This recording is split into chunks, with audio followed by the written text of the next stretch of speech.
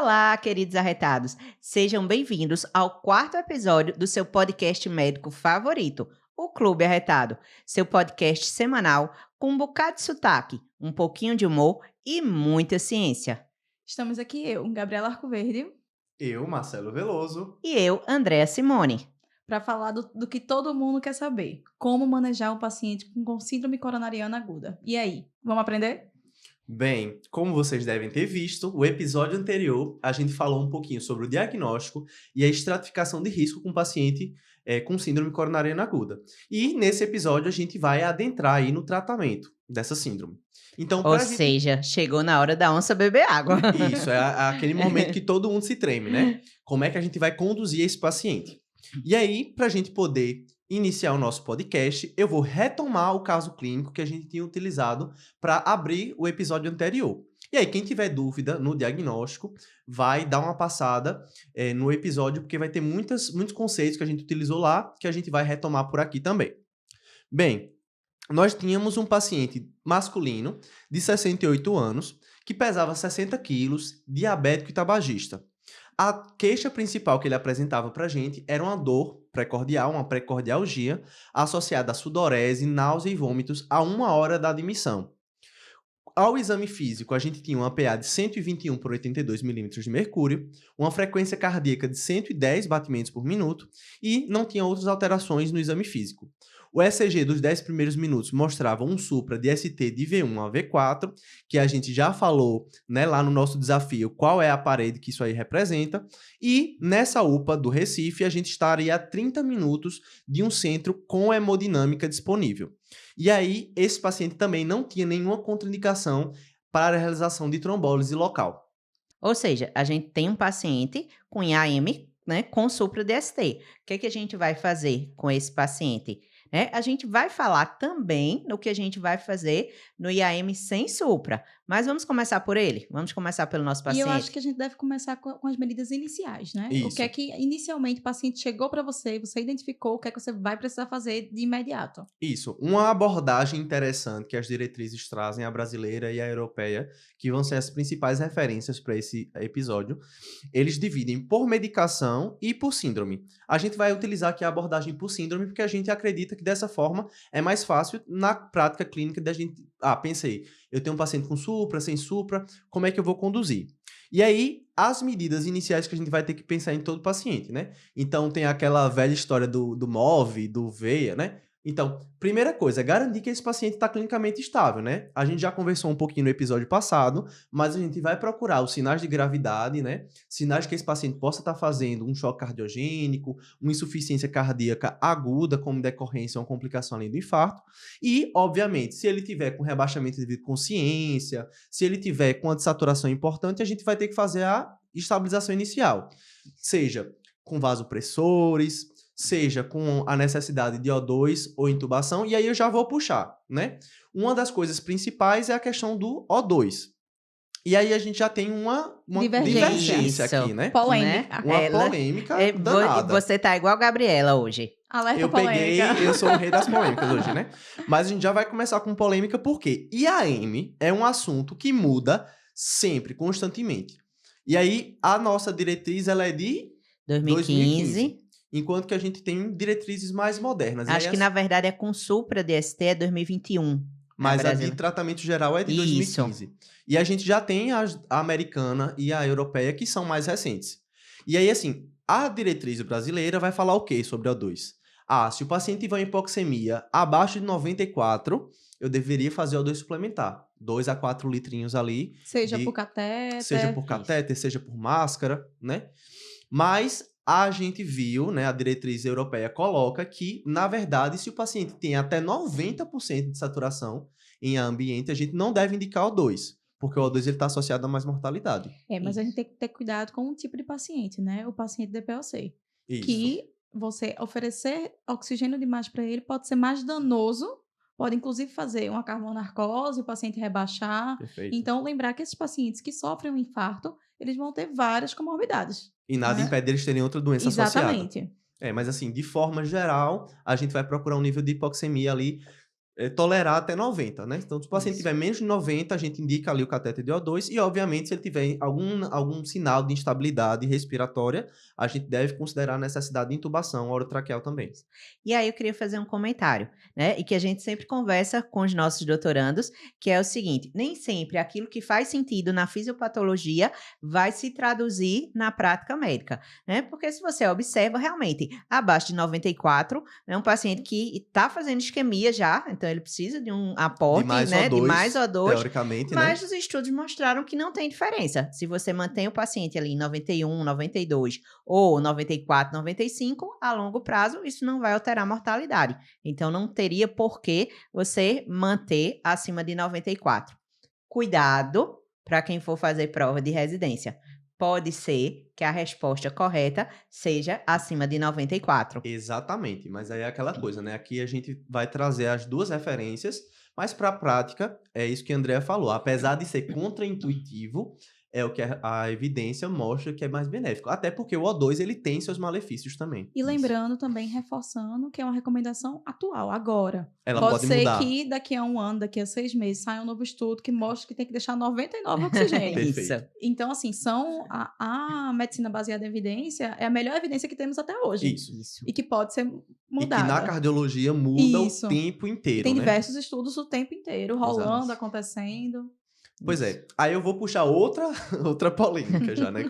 Cheio de polêmica logo no início. Que é a analgesia. Quando eu estudei, eu estava na faculdade, existe uma coisa chamada de MONABC, né? O M do MONABC, né? É um mnemônico, era justamente de morfina. Então era morfina para todo mundo. Só que o que acontece? Apesar na diretriz brasileira a gente ter a morfina como escolha inicial, a gente tem estudos mais recentes mostrando que a morfina está associada a uma maior mortalidade, porque ela vai mexer ali nos mecanismos de vasoconstrição arteriais e isso pode aumentar a mortalidade. Então, a diretriz europeia, ela coloca, você pode considerar fazer a morfina, mas ela não é a primeira opção. Então, a gente vai fazer analgesia simples, eles colocam muito paracetamol, porque dipirona lá, né, Isso. todo cheio de dedo, mas a gente pode usar dipirona aqui nos pacientes também. O nitrato, né, ele vai ser muito útil como antianginoso para melhorar a dor precordial. E aí, nesses pacientes que já fizeram analgesia simples, que já fizeram nitrato e persistem com desconforto, né, com dor, tá bem indicada a morfina. Ou nos pacientes que estão com muita dispneia por conta de edema agudo de pulmão associado ao quadro de infarto agudo, ou enfim, de síndrome coronariana. Isso. E aí, quando a gente fala, né, se a gente está falando de tratamento, todo mundo quer saber de dose, né? Como é que a gente vai fazer? Então, se a gente vai fazer o nitrato, seja o Isordil, seja o nitrato, a gente pode fazer um comprimido sublingual por até 3 doses, né? Isso, 5 miligramas até Isso. 3 doses seguidas, né? Isso, né? E aí, se o paciente não melhora, se o paciente persiste com dor, aí ou você vai para nitrato endovenoso, ou aí entraria a morfina. Perfeito. Lembrando que, assim, apesar do nitrato ele ser uma medicação excelente, assim como a morfina, nas suas indicações, a gente tem que prestar bastante atenção nas contraindicações. Então, quem é que não pode fazer nitrato de jeito nenhum? Paciente tem suspeita, você viu ali, tem um sopro, tem uma suspeita de ter uma estenose aórtica, não pode fazer. Tem suspeita de infarto de VD, que a gente comentou no episódio anterior, né? Precisa fazer V3R, V4R para descartar. Mas tem essa possibilidade. Não devo fazer e, obviamente, nos pacientes que têm choque cardiogênico, né? Porque aí eu vou vasodilatar e ele vai piorar o choque. Então, nesses pacientes, tanto o nitrato quanto a morfina estão contraindicados. Outra contraindicação que é importante a gente lembrar, até pela idade que geralmente acometem os pacientes, né? É o uso de inibidores da 5-fosfodiesterase. Tipo sildenafil. O famoso Viagra, azulzinho, né? Então, não esquecer de perguntar ao seu paciente, né? Parece até uma pergunta indelicada, a pessoa infartando. Não, você usou Viagra ultimamente, né? Nas últimas 24 horas. E deixar claro que isso é de extrema importância, que vai mudar a mortalidade, né? Isso. Vai mudar a condução do caso. Isso. Então, Exatamente. deixar claro que não é curiosidade, não é nada, né? Isso. Não é uma curiosidade doida assim. Certo. Perfeito. E aí a gente vai para o terceiro ponto dessas medidas iniciais, que é o controle glicêmico, né? Como a Andrea bem falou, um dos principais fatores de risco para a gente infartar vai ser diabetes. E aí, essa necessidade de controle glicêmico é porque os pacientes que não têm um controle glicêmico adequado, eles vão ter maior mortalidade. Então, a gente vai aturar ali, né, até 180 miligramas por decilitro nos pacientes que não são diabéticos e nos diabéticos até 200 miligramas por decilitro. Acima disso, independentemente de ser previamente diabético ou não, a gente tem indicação de fazer aquela insulina em bolos, né? Então, aquela correção que eles chamam de slide insulina. Que aí cada um tem sua formulazinha de fazer, Sua filhinha. sua Isso. filhinha, Tem hospitais que têm os seus protocolos próprios, né? Então é sempre importante a gente seguir, mas precisa desse controle. Isso. Precisamos controlar, mas sem muito desespero. Então, 180 nos pacientes não diabéticos e 200 nos pacientes já diabéticos. E aí, vamos falar mais para frente. Vamos começar a falar especificamente dos tratamentos de cada síndrome.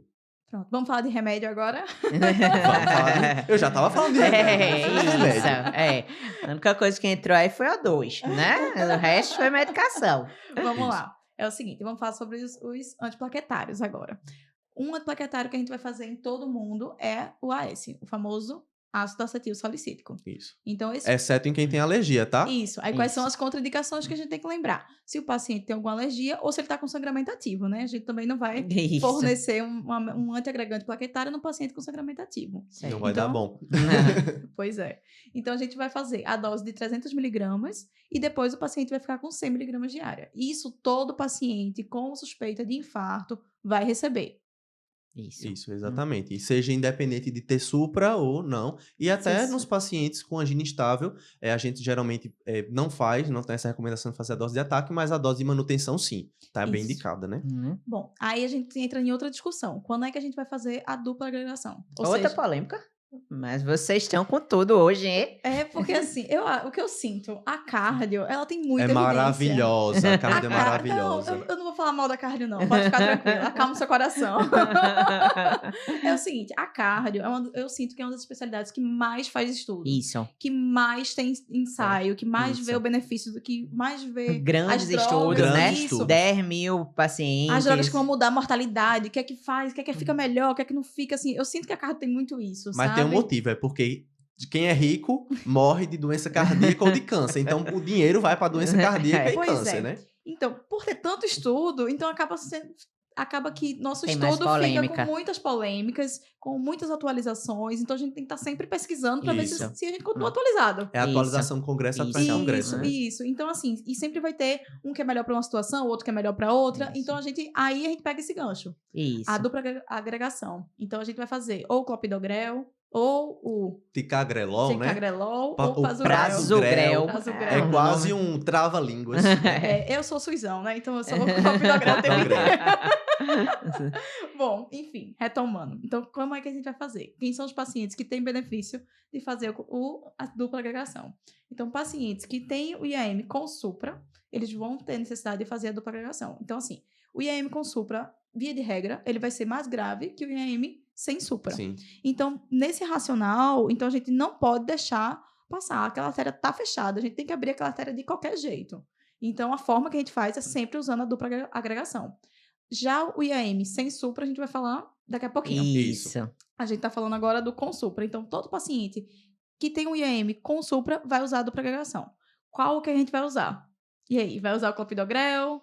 Vai usar os chiques do particular? Então, assim, no SUS é isso. A gente acaba usando muito o clopidogrel. O clopidogrel é o queridinho, né? Até porque ele é mais barato, mas de fato, a gente vai ver que existem antiagregantes mais modernos Isso. que eles têm o maior benefício e tem alguns, como o prasugrel, que tem as suas contraindicações, né? A gente tem que tomar cuidado em algumas situações, né? Via de regra, o prasugrel e o ticagrelol, né, eles são mais rápidos e eles são mais efetivos. Eles Isso. induzem a antiagregação de forma mais efetiva. Isso. Então, E também por isso- de maneira assim mais uniforme, né? Isso. O clopidogrel às vezes ele é meio errático.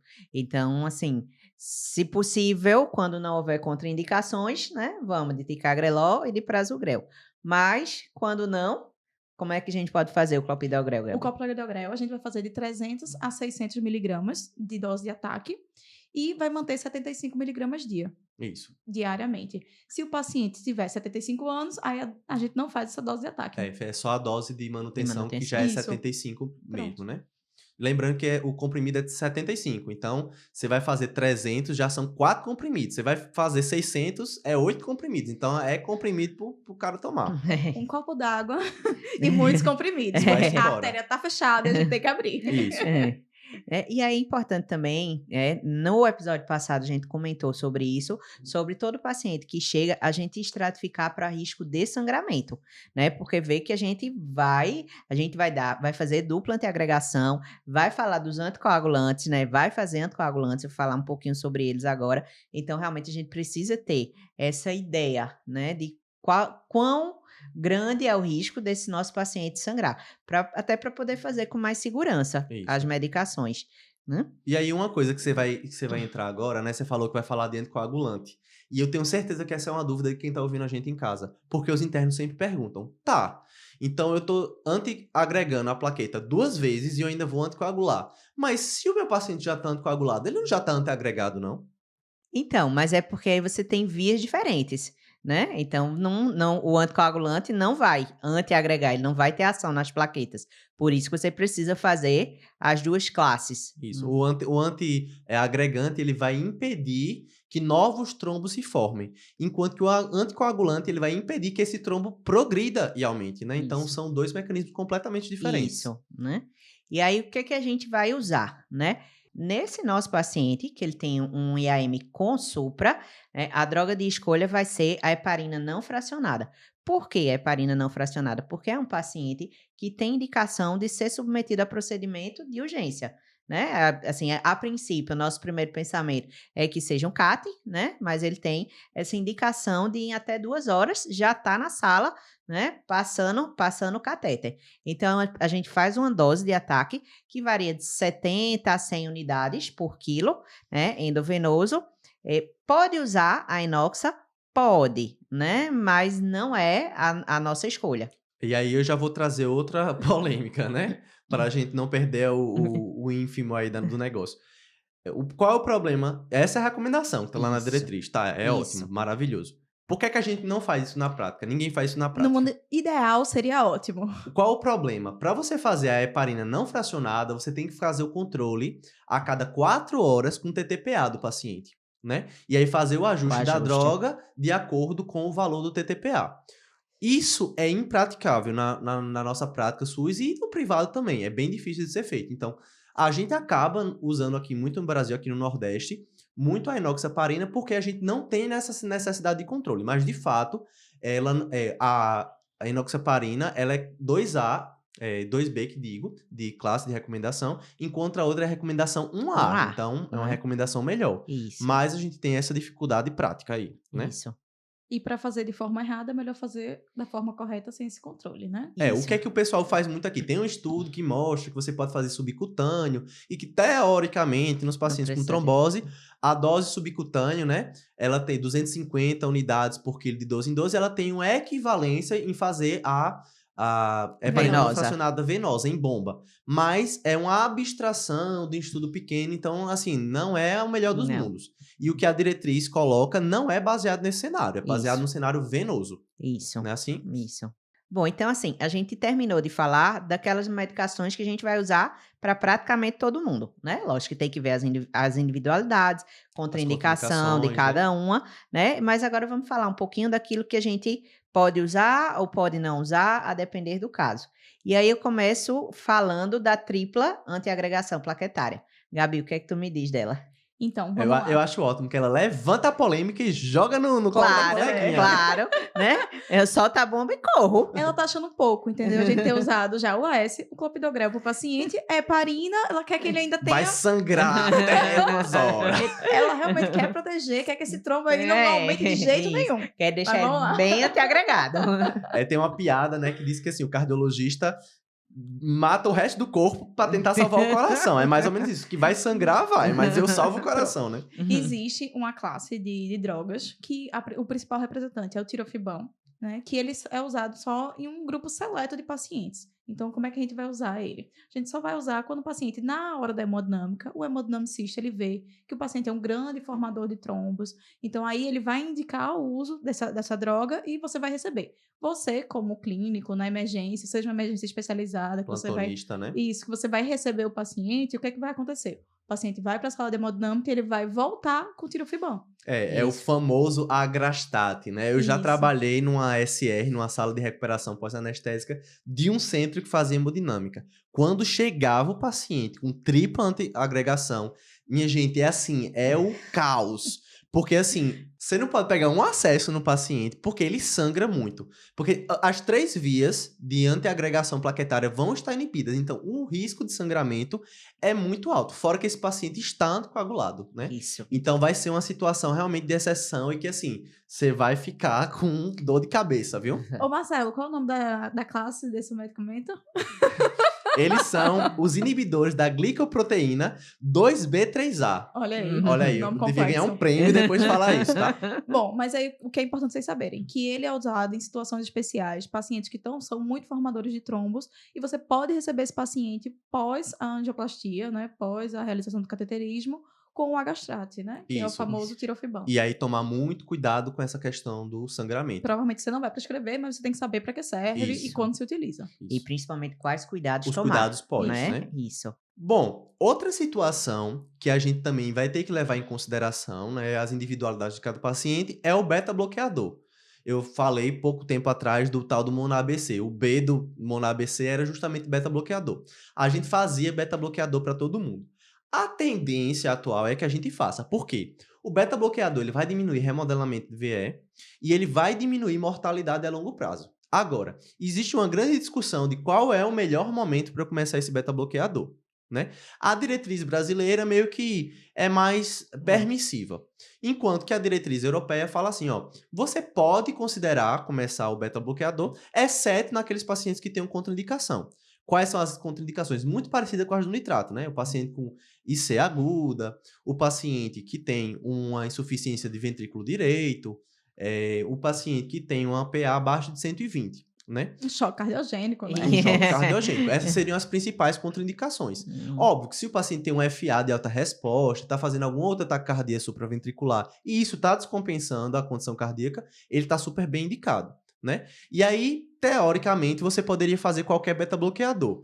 Inclusive... Eu achei isso interessante, né? Assim, na nossa diretriz, ele recomenda oral e qualquer um, inclusive o propanolol. Isso. Né? Ninguém dá mais valor ao bichinho do propanolol, mas ele entra aí. Isso. Já a europeia, não, ele diz para fazer só endovenoso, né? De preferência o metoprolol, ele relata que não tem estudos assim que mostrem muita superioridade, mas é IV e metoprolol e tá bom, né? E aí assim, vai estar super bem indicado nos pacientes que tenham necessidade de ir ali para o cateterismo de forma precoce, no IAM com supra ou no sem supra com alto risco. Nos outros pacientes, você pode ali, não necessariamente precisa começar naquele momento imediatamente, mas o ideal é que todo paciente com síndrome coronária aguda, inclusive com angina instável, saia do internamento usando o beta-bloqueador. Isso. Tá, e IBP? IBP, a gente falou de sangramento, né? Então, é óbvio que a Gastro vai ter que falar do IBP. Claro, né? Vou perder minha chance. O paciente gosta muito disso, né? O médico passou aqui para proteger meu estômago, né? Não, eu já recebi... Já tomou muito comprimido. Já recebi... Tomou 8 comprimidos de clopidogrel, 3 comprimidos de AS. Perdoa, foi muito comprimido. Mas eu já recebi paciente que dizia, doutora, eu fui para tal médico, mas não gostei não, porque ele passou para mim antibiótico e nem um remedinho para proteger meu estômago passou. Neste caso especificamente pode estar indicado o remedinho para proteger seu estômago, né? Lógico que tem as indicações, paciente acima de 65 anos, paciente etilista, paciente que tem queixas dispépticas. Então, se ele tiver pelo menos 2 dessas 3 queixas, a gente pode indicar o IBP, é um paciente que tem um risco maior de sangramento gastrointestinal, então você pode indicar por um período, né? Não precisa ser IBP para a vida toda, não, né? Isso, mas principalmente esse período que ele tiver antiagregado, esse período mais crítico, você pode deixar com IBP. Perfeito. Certo? Então, a gente vai falar agora para onde esse paciente vai. A gente já falou dos remédios que a gente vai dar para ele, o SOS naquele momento, mas aí a gente vai mandar ele para algum lugar, ele vai precisar fazer mais alguma coisa. A terapia resolutiva, né? Como é que a gente vai resolver esse trombo que está ocluindo ali a artéria, né? E aí, como a gente já sabe, né? O tratamento padrão ouro é colocar no cateterismo e tirar esse trombo, né? Fazer angioplastia. A angioplastia deve ser indicada para todo paciente. Agora, existe um tempo em que é recomendável que a gente faça só ela, a terapia de reperfusão, ou que a gente indique a fibrinólise também, né? Então, esse paciente nosso, ele estava a 30 minutos do centro de hemodinâmica. Esse paciente tem indicação de sair correndo direto para o centro fazer o cateterismo. O tempo porta-agulha que a gente fala, né? Ou seja, o tempo entre o paciente sair do diagnóstico e estar na sala com o hemodinamicista inserindo o catéter na perna dele ou no braço dele, o ideal é que seja até 90 minutos. Mas até 120 minutos pode ser muito bem indicado. Às vezes nas diretrizes eles colocam, se você estiver em um hospital com hemodinâmica, deve ser 90 minutos. Isso. E se você estiver em outro serviço, serviço, precisando fazer o transporte, esse tempo seria de 120. Isso, porque 120 é o que os estudos mostram como o melhor benefício possível.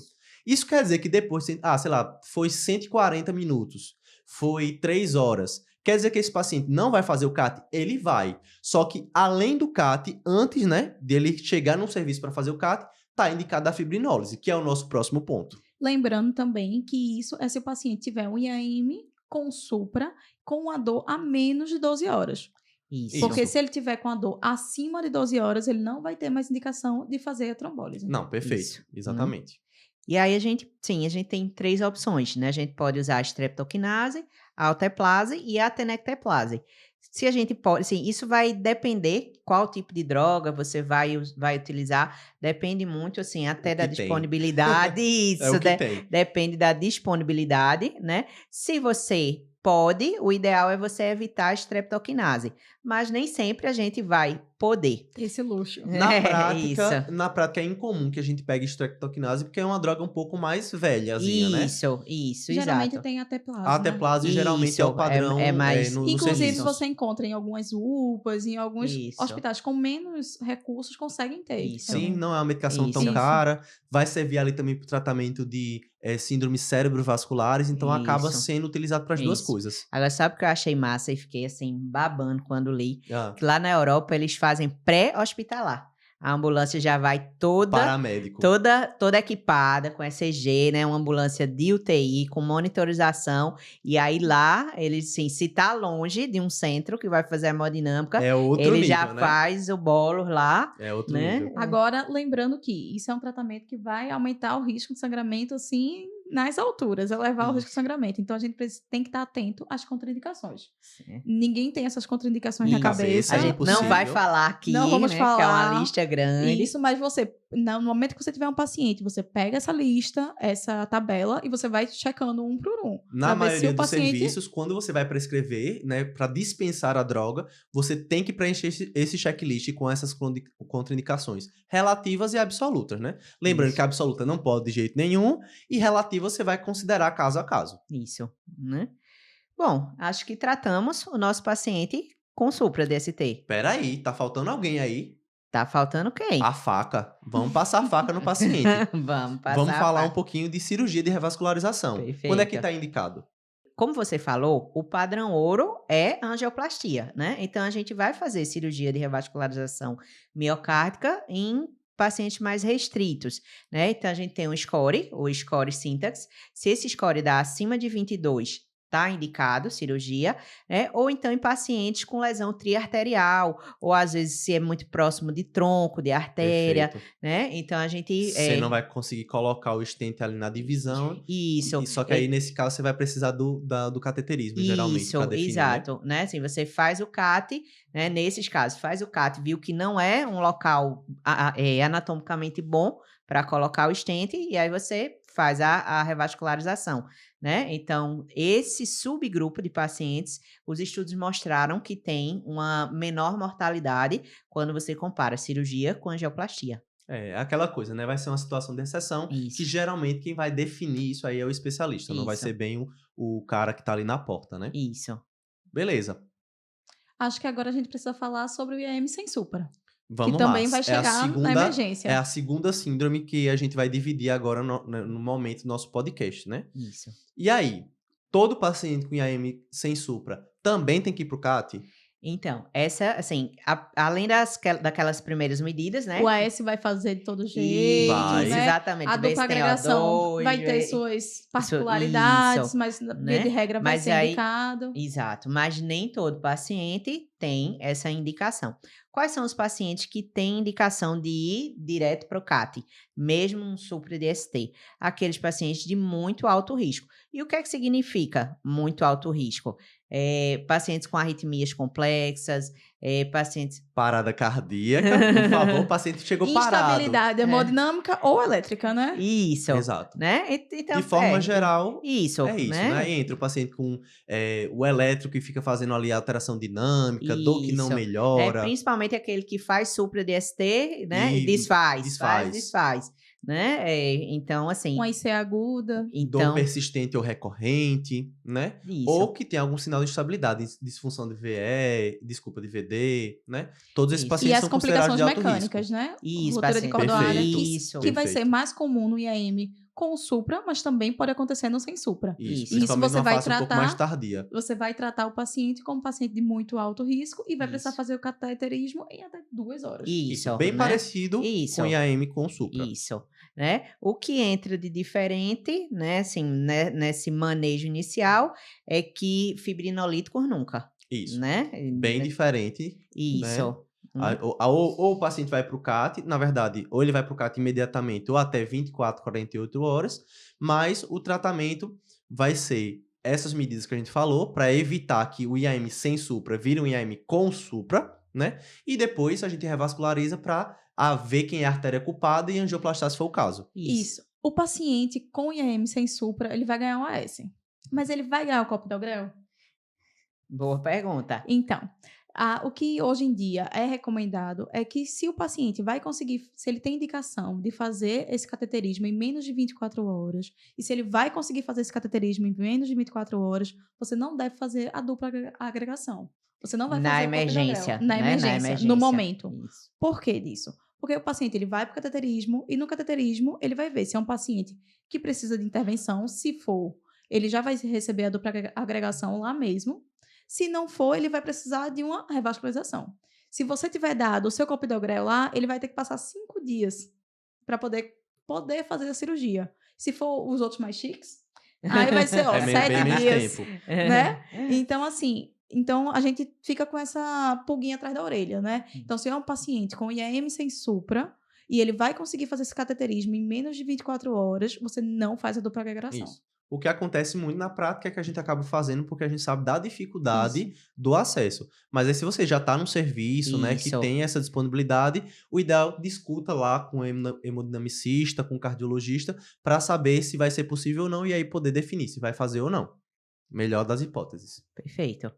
E quando eu estava rodando na emergência cardiológica, lá pela residência, uma coisa me chamava a atenção.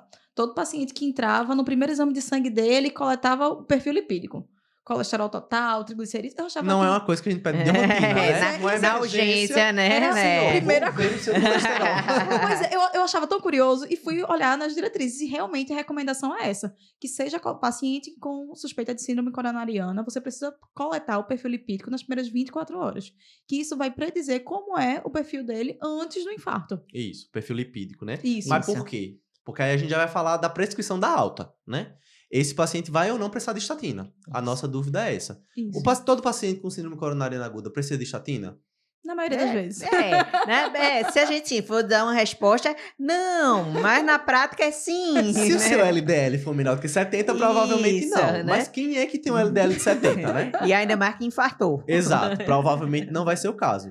Então, todo paciente com síndrome coronariana, seja IAM com ou sem supra ou angina instável, ele vai ter indicação, geralmente, de estatina de alta potência, Isso. porque ele tem um alto risco cardiovascular. E aí, a nossa meta para esses pacientes é um LDL abaixo de 50 a 70, dependendo da referência que você vai utilizar, né? Outra medicação que a gente faz pensando no longo prazo, qual seria ela? Eu amo. Eu amo. Sou time IECA, ó. Time IECA aqui, ó. Levinha, beijos.